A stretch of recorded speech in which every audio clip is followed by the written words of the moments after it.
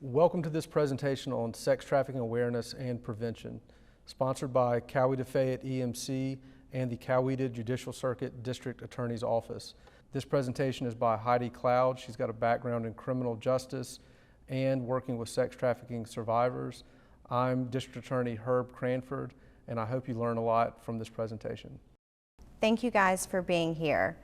We're talking about something that is very, very dear to my heart. I've spent the last 12 years as an advocate working with survivors. So for the last 12 years, I've spent most of my time with drug addicts, prostitutes, strippers, and sex trafficking survivors. So kind of hanging out with the normal people is a little bit odd to me. But I'm really happy to be here because we're talking about a very important subject. There is a lot of myths out there about what trafficking is.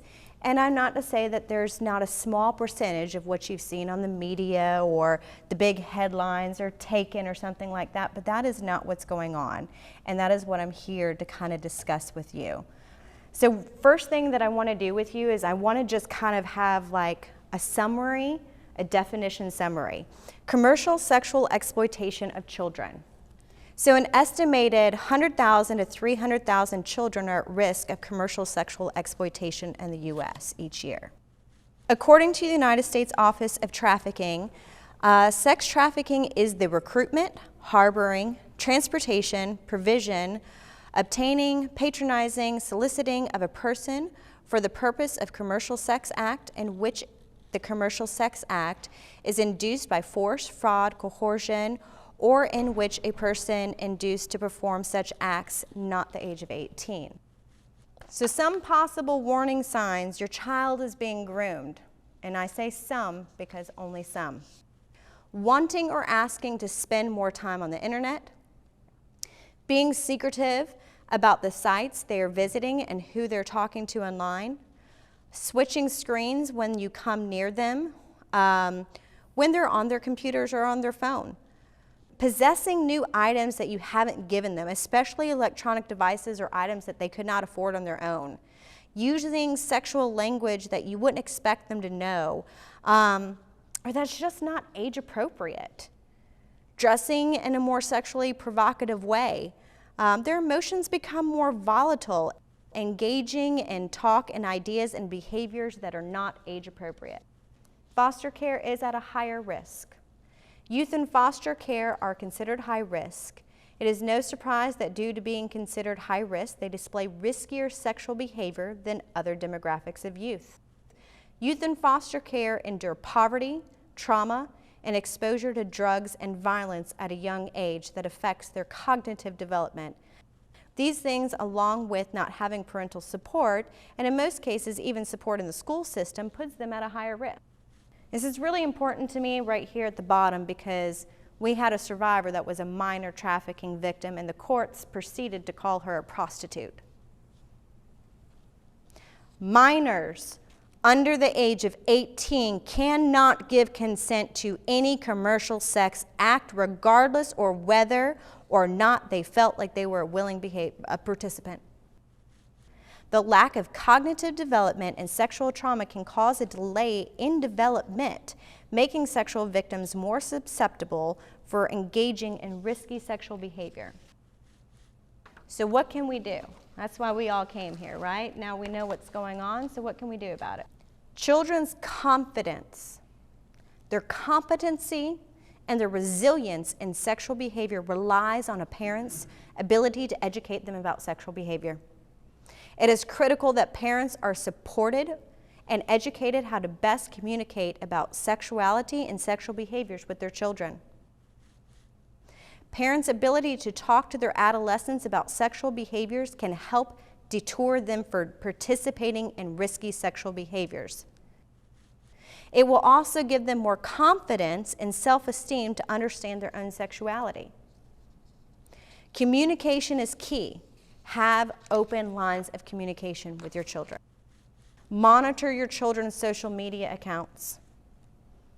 That means pick up your cell phone. It's not a violation of trust. There is no trust when it comes to your technology. Period. It's not like we're going and opening up their diary. If they want a diary, buy them one. Until then, your phone is mine.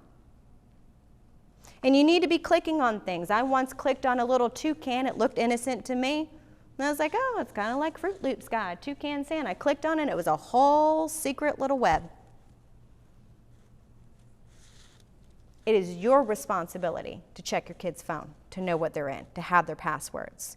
Create a safe space, free of judgment.